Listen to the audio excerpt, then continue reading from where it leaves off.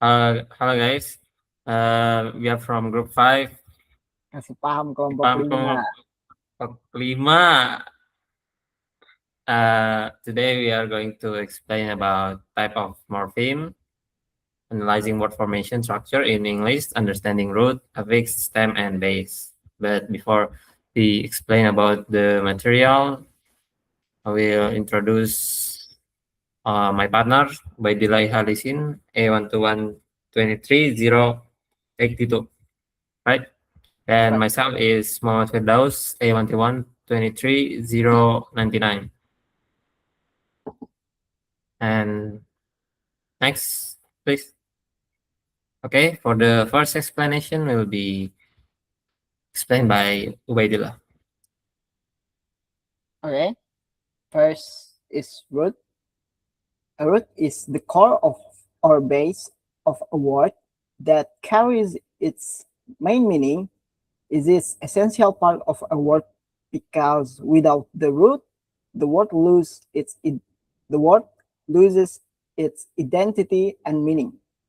To make this concept easier to understand, a root can be compared to the main Lego block, which serves as the foundation of the entire structure. Roots are divided into two types, free roots and bound roots. First is free roots. A free root is a root that can stand alone as an independent word with a complete meaning.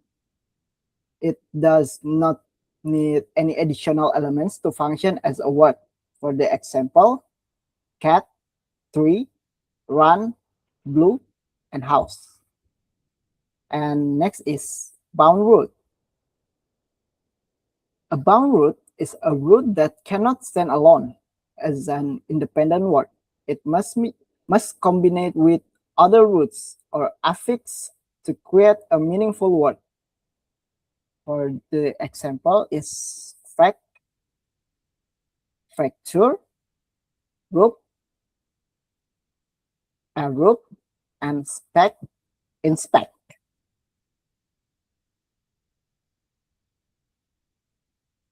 And the next is affixes. Affixes are additional elements attached to a root to modify its meaning, function, or word class. Unlike roots, affix cannot stand alone and must always be attached to a root. Affixes can be compared to Lego accessories, such as a hat or shoes, which only have a function when attached to the main Lego block. Based on their position, affixes are divided into two types, prefix and suffix. First is prefix. A prefix is an affix that is attached to the beginning of a root. Its primary function is to change or add meaning to the base word without necessarily changing its word class. For the example is word view. Must add preview. And the next is suffix. A suffix is an affix that is attached to the end of a root. Besides adding meaning, suffix often change the grammatical category or word class of a word. For the example is ship, to be a friendship.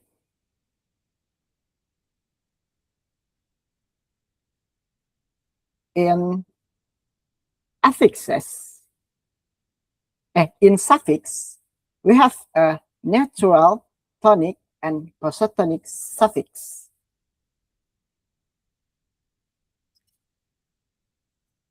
After understanding what suffixes are, the next step is to learn how they influence word stress in English pronunciation. Not all suffixes affect stress in the same way, based on their effect on stress placement. Suffixes can be classified into three categories: natural suffix, tonic suffix, and positonic suffix. The first is natural suffix. Do not change the stress pattern of the base word, like the name natural suffix. When these suffixes are added, the primary stress remains on the same syllable as in the original word. Common natural suffix includes ness, full, li, man, and able. For the example, the word happy become happiness, and the stress not change. The next is tonic suffix. Tonic suffix shift the primary stress onto the suffix itself. When these suffixes are added, the strongest stress moves to the final syllable containing the suffix. For the example is China, to be Chinese, and uh, engine becomes engineer. And last is positonic suffix. Positonic suffix shifts the primary stress to the syllable immediately before the suffix. In other words, the suffix causes the preceding syllable to receive the main stress rather than the suffix itself. Common, common positonic suffix include IC, TT, and ion. For example, atom to be atomic, and decorate to be decoration. In, in summary, natural suffix preserves the original stress pattern. Tonic suffix shift the primary stress onto the suffix, and positonic suffix move the stress to the syllable immediately preceding the suffix. And that's all for me. I give back to moderator. Okay, thank you. Okay, for the next one is me. I will explain about the concept of STEAM. First of all, we have to know about the definition of STEAM.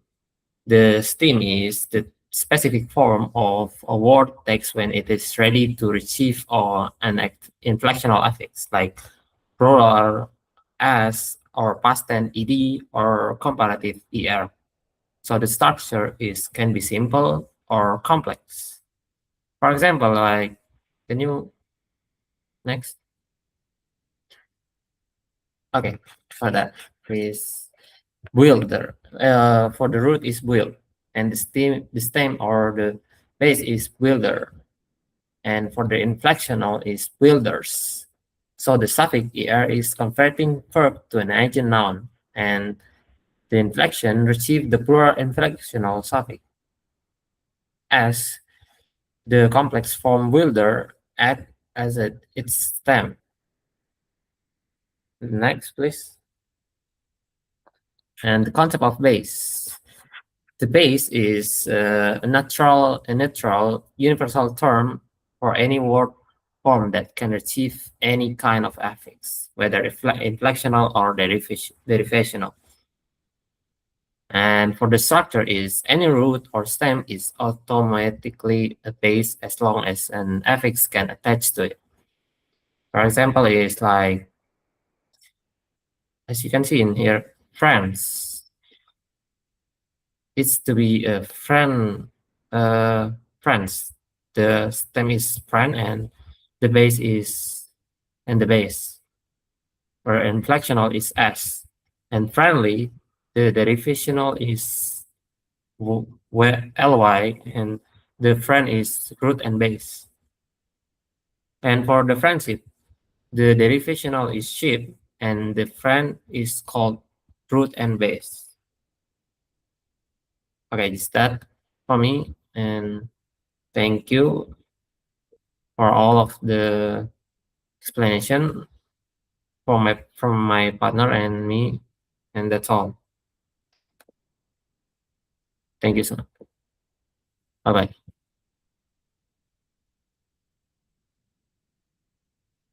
Oh!